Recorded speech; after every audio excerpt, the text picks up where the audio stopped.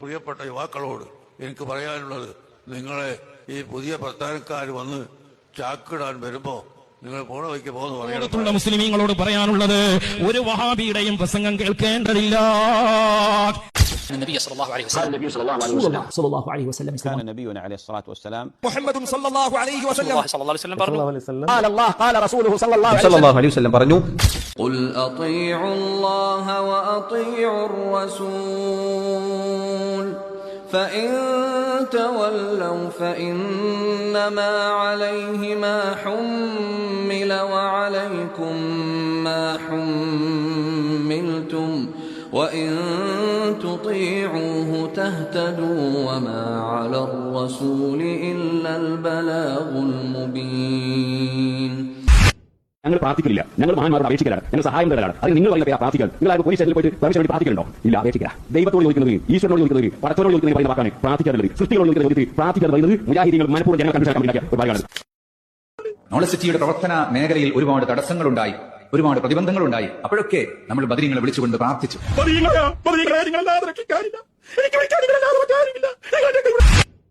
وقال ربكم ادعوني أستجب لكم إن الذين يستكبرون عن عبادتي سيدخلون جهنم داخرين.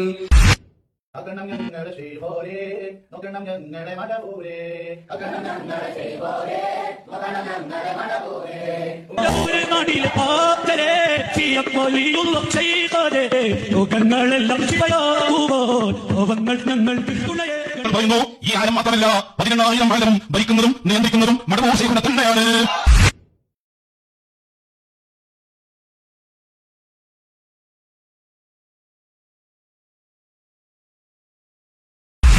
يرون العذاب أن القوة لله جميعا أن القوة لله جميعا وأن الله شديد العذاب.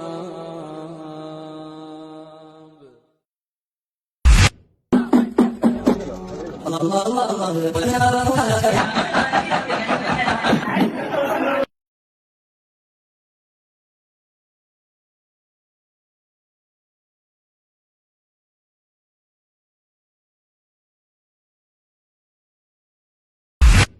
ഷാഫിഈ മദ്ഹബുമായി കാണുന്ന നേർച്ചകൾക്കോ ജാറങ്ങൾക്കോ മഖബറകൾക്കോ ഒരു ബന്ധവുമില്ല.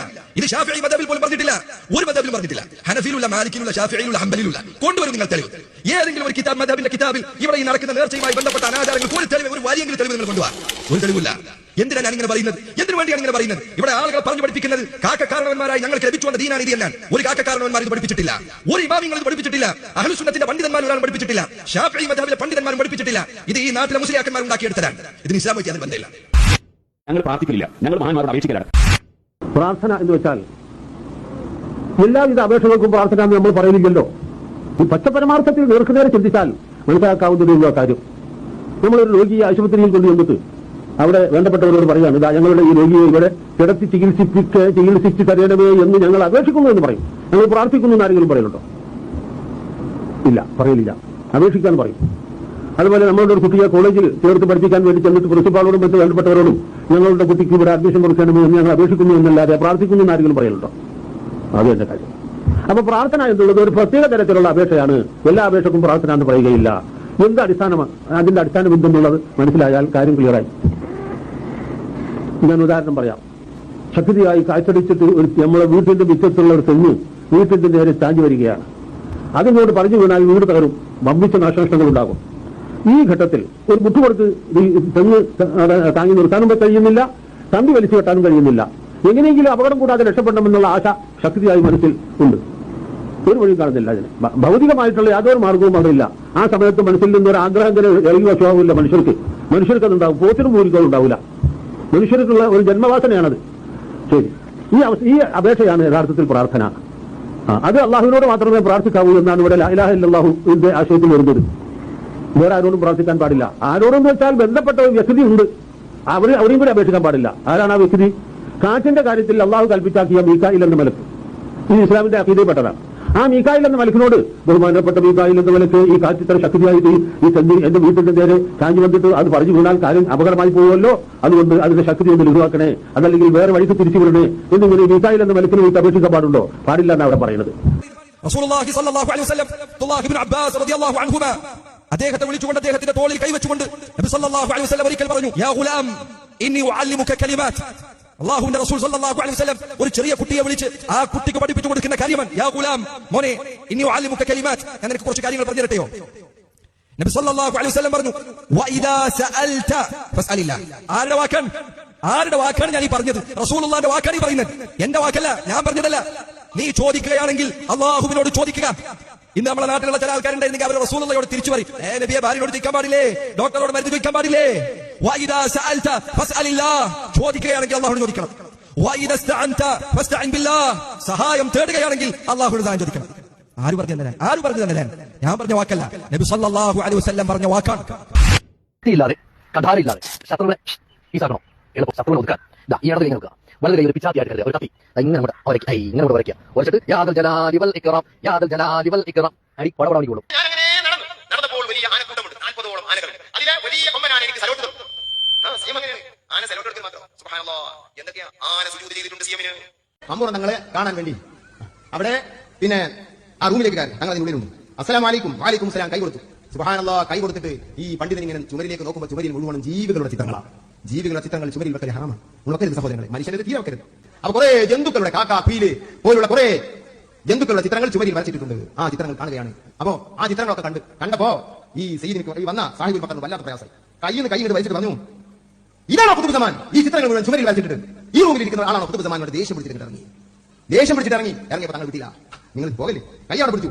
ആ ചുമരിൽ വരച്ചിട്ട 5-10 പക്ഷികളുടെ ചിത്രങ്ങളോട് നീ പാറുക, അതാ കാക്കയതാ ജലകെട്ടടിച്ച് പാറിയങ്ങ് പോകുന്നു, പ്രാവതാ ജലകെട്ടടിച്ച് പാറിയങ്ങ് പോകുന്നു, കുയിലതാ ജലകെട്ടടിച്ച് പാറി പോകുന്നു. വരച്ചതല്ല. അവിടെ ചുമരിലുള്ള മുഴുവൻ ചിത്രവും അന്ന് വരച്ചതല്ല, അത് കുമ്പൈക്കൂരിന്റെ ചിത്രം പറയും.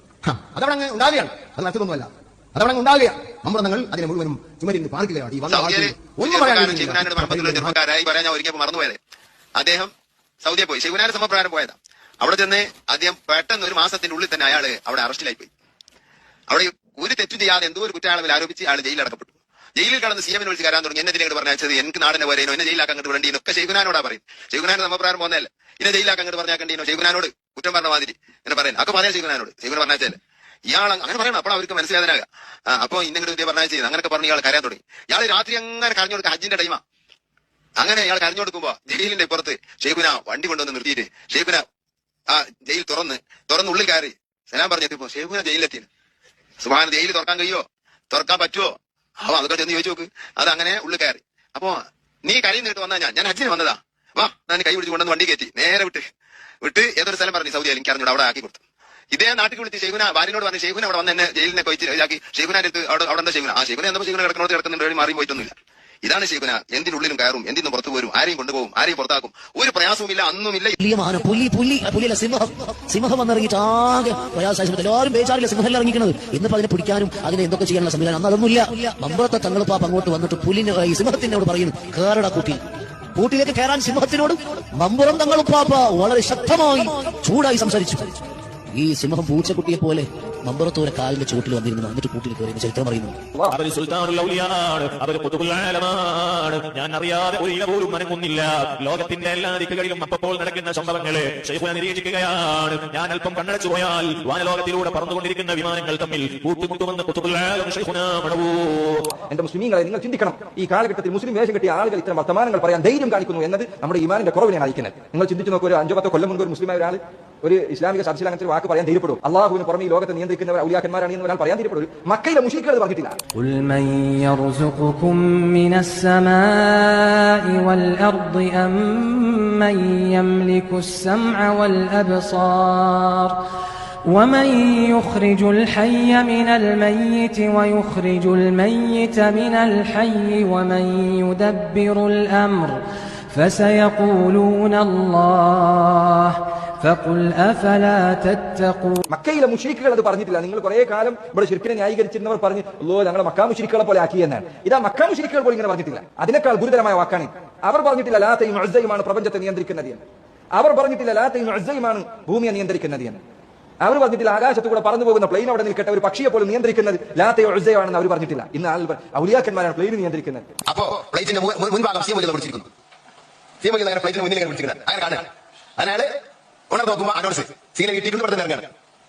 അതാണ് സീമൊലി. പ്ലേറ്റ് നിയന്ത്രിക്കും, ട്രെയിൻ നിയന്ത്രിക്കും, ഒക്കെ നിയന്ത്രിക്കും. എന്തൊക്കെ അനുഭവങ്ങളാണ് സീമൊലി തന്നെ.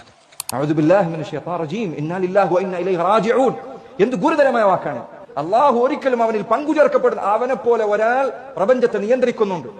അള്ളാഹുവാണ് മുദബ്ബർ, അവനാണ് പ്രപഞ്ചത്തെ നിയന്ത്രിക്കുന്നവൻ. ഇല്ല ഔലിയയാണ് പ്രപഞ്ചത്തെ നിയന്ത്രിക്കുന്നത് എന്ന് പറഞ്ഞാൽ നീ മുശ്രിക്കാണ്. ഇസ്ലാമിന്റെ 10 പേര് നിനക്കുണ്ടായാലും. സഹോദരങ്ങളെ, എന്റെ പ്രിയപ്പെട്ട മുസ്ലിമീങ്ങളെ, പ്രിയപ്പെട്ട ഉമ്മമാരെ, ഉപ്പമാരെ, സഹോദരങ്ങളെ, സ്വർഗം ലഭിക്കണമെന്ന് ആത്മാർത്ഥമായി ആഗ്രഹിക്കുന്നവരെ, നിങ്ങൾ എത്രയോ പേർ വർഷങ്ങളായി ഒരു വഖ്ത് നിസ്കാരം നഷ്ടപ്പെടുത്തിയിട്ടുണ്ടായിരിക്കുകയില്ല, സകാത്ത് നഷ്ടപ്പെടുത്തിയിട്ടുണ്ടായിരിക്കുകയില്ല, നന്മകൾ സാധിക്കുന്നതെല്ലാം ചെയ്യുന്നു. പക്ഷേ സഹോദരങ്ങളെ, ഈ വിശ്വാസം അള്ളാഹു അല്ലാത്തവരോട് തേടാമെന്ന വിശ്വാസത്തോടെയാണ് നിങ്ങൾ മരിക്കുന്നത് എങ്കിൽ നിങ്ങളുടെ ഈ നിസ്കാരങ്ങൾക്ക് ഉപകരിക്കുകയില്ല. വലഖദ് ഊഹിയ ഇലൈക വഇലൽ ലദീന മിൻ ഖബ്ലിക ലഇൻ അശ്റക്ത ലയഹ്ബതന്ന അമലുക. അള്ളാഹു ഖുർആനിൽ പറഞ്ഞ വാക്കാണത്. നബിയെ, അങ്ങേക്കും മുമ്പുള്ള നബിമാർക്കും എല്ലാം വഹി നൽകിയ കാര്യമാണ്. നിങ്ങൾ ശിർക്ക് ചെയ്താൽ, അള്ളാഹു പങ്കുചേർത്താൽ, നിങ്ങളുടെ അമലുകളെല്ലാം പ്രവർത്തനങ്ങളെല്ലാം നിഷ്ഫലമാകും, ഉപകാരമില്ലാത്തതാകും. പരലോകത്തെത്തിയാൽ എത്ര നിസ്കരിച്ചിട്ടും കാര്യമില്ല. അള്ളാഹു അല്ലാത്തവരോട് പ്രാർത്ഥിച്ചാൽ അള്ളാഹു സ്വീകരിക്കുകയില്ല. എത്ര സക്കാത്ത് കൊടുത്തിട്ടും കാര്യമില്ല. മുഹീദ്ദീൻ ശൈഖ് രക്ഷിക്കണേ എന്ന് പ്രാർത്ഥിച്ചാൽ നിന്റെ സർവ്വ സക്കാത്തും ബാത്തിലാണ്, നിന്റെ സർവ്വ നിസ്കാരവും ബാത്തിലാണ്. അള്ളാഹു കാത്ത് രക്ഷിക്കുമാറാകട്ടെ. സഹോദരങ്ങളെ, നിങ്ങളുടെ പുരോഹിതന്മാർ പറയുന്നത് എന്ത്, അള്ളാഹു പറയുന്നത് എന്ത് ഒന്ന് പരിശോധിച്ചുകൂടെ? ഒന്ന് ആലോചിച്ചുകൂടെ? ഒന്ന് ഖുർആൻ ഒന്ന് എടുത്ത് വായിച്ചു നോക്കിക്കൂടെ? എത്ര ആയത്തുകളിലാണ് അള്ളാഹുവിന്റെ റസൂൽ അള്ളാഹു സുബ്ഹാനഹു വ തആല നമ്മെ കൊണ്ട് ഹസ്ബി അല്ലാഹ് ഹസ്ബുനല്ലാഹ് എന്ന് പറയിപ്പിക്കുന്നത്? എന്തിന്റെ അർത്ഥം? ഹസ്ബി അല്ലാഹ് ഹസ്ബുനല്ലാഹ്, എനിക്ക് അള്ളാഹു മതി, അല്ലെങ്കിൽ ഞങ്ങൾക്ക് അള്ളാഹു മതി. ആ വാക്ക് ഹസ്ബുനല്ലാഹ് എന്ന വാക്ക് പറഞ്ഞതിനാണ് സമസ്തയുടെ പുരോഹിതന്മാർക്ക് വലിയ പ്രശ്നമുണ്ടായി. അള്ള പഠിച്ച റബ്ബ് പോലെ എന്തിനാ മധ്യസ്ഥന്മാർ എന്നവർ എത്തിച്ചു. അതാണ് അവരുടെ പരാതിയിൽ വരെ അവർ കൊട്ടേഷൻ കൊടുത്ത് എഴുതിയിരിക്കാൻ. അല്ലേ, ഈ നേതാവ് പറഞ്ഞ അപരാധം കണ്ടില്ലേ നിങ്ങൾ? എന്താ അപരാധം? പഠിച്ച റബ്ബ് പോലെ എന്തിനാണ് മധ്യസ്ഥന്മാർ, എന്തിനാണ് ഇടയാളന്മാരെന്ന് അദ്ദേഹം ചോദിച്ചു. അതാണ് പ്രശ്നം. അള്ളാഹു ഖുർആനിൽ മുശ്രിക്കീങ്ങളെ കുറിച്ച് പറഞ്ഞില്ലേ, വയഅബുദൂന മിൻ ദൂനില്ലാഹി മാ ലാ യദുറുഹും വലാ യൻഫഉഹും വയഖൂലൂന ഹൗലാഇ ശുഫാഊന ഇൻദ അല്ലാഹ്. മക്കയിലെ മുശ്രിക്കുകൾ അവർ പറയുമായിരുന്നു, അള്ളാഹുവിന് പുറമെയുള്ളവരോട് പ്രാർത്ഥിച്ചതിന് ശേഷം, ദുആ ചെയ്തതിന് ശേഷം, ആരാധിച്ചതിന് ശേഷം അവർ പറയും, ഹൗലാഇ ശുഫാഊന ഇൻദ അല്ലാഹ്, അള്ളാഹുവിന്റെ അരികിൽ ഞങ്ങളുടെ ശുപാർശക്കാർ മാത്രമാണ്. മുശ്രിക്കുകൾ പറഞ്ഞ വാദമാണ്. സൂറത്ത് സുമറിന്റെ ആരംഭത്തിൽ അള്ളാഹു പറയുന്നു, അവർ അള്ളാഹുവിന് പുറമെയുള്ളവരെ വിളിച്ച് ദുആ ചെയ്താൽ അവർ പറയുന്ന മറുപടി എന്താണ്? ഇത്തഖദൂ അലാ ലില്ലാഹി ദീനുൽ ഖാലിസ് വല്ലദീന ഇത്തഖദൂ മിൻ ദൂനിഹി ഔലിയാ മാ നഅബുദുഹും ഇല്ലാ ലിയുഖർരിബൂന ഇലാ അല്ലാഹി സുൽഫാ. അള്ളാഹുവിന് പുറമെയുള്ളവരോട് ദുആ ചെയ്യുന്നവർ അവർ പറയുന്ന ന്യായം ഞങ്ങൾ അള്ളാഹുവിലേക്ക് അടുപ്പിക്കാൻ വേണ്ടി മധ്യസ്ഥന്മാരാണ്. ഇതേ കാര്യമാണ് മക്കയിലെ മുശ്രിക്കുകൾ പറഞ്ഞത്.